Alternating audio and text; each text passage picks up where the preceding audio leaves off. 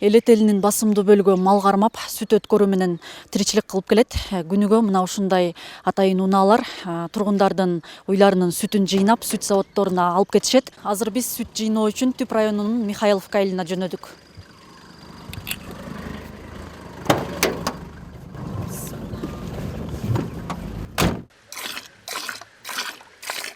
Урум Айым күн сайын 35 литрге чейин сүт өткөрөт. Ушунун аркасы менен үй бүлөсүн багып, бир топ эле кем карчыбызга пайдалуу дейт. Ал арада акка болгон баанын туруктуулугу да орчундуу орунда. Мындан улам ал болушунча сүттүн сапатына маани берип, ошого жараша акысын алууга аракет кылат. Күнүнө 30-35 литр сүт өткөрөм. Майлуулугуна, баардык жагына, тазалык жагына өзүм карайм, көңүл бурамын.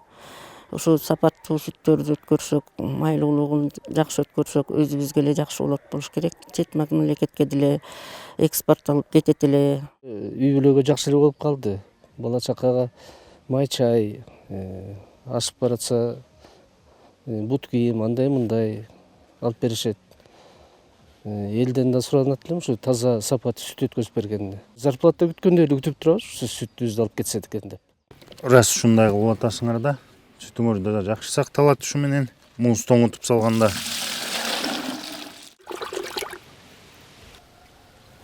Таза.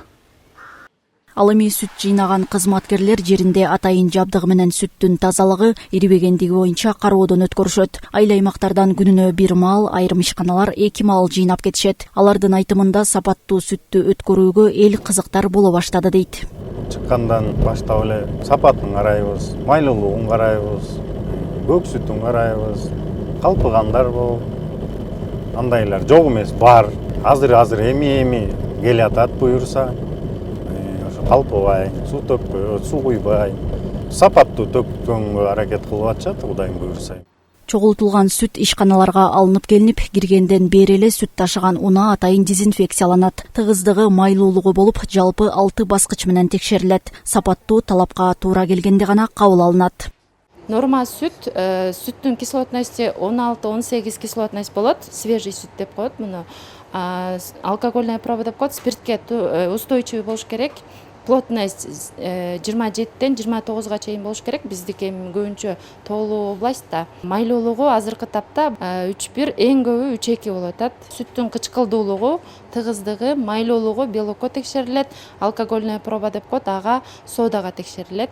Өкмөт эми чийки сүттүн наркын анын сапатына жараша баалап, акы төлөө жагын колго алууда. Сүттүн майлуулугу менен башка параметрлерин так аныктай турган лабораторияларды түзүп, чийки сүттү сапатына жараша сатып алганда эки тарап тең утат. Фермерлер сүткө суу кошпой, каймак майын калпып калбай таза өткөрөт. Сүт заводдору да жоопкерчиликтүү болуп, мыкты сүт алганына ыраазы болушмак.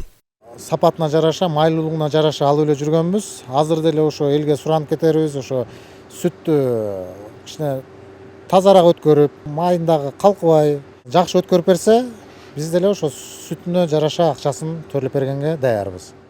Белгилей кетсек, Дуан аймагында 5 сүт заводу иш алып барып келет. Алардын айрымдары сүт продукциясынын ар башка түрүн өндүрүп, республиканын бардык аймактарына таратат. Айнура Достукбекова, Нурлан Чойбеков, Ысык Көл жаңылыктары.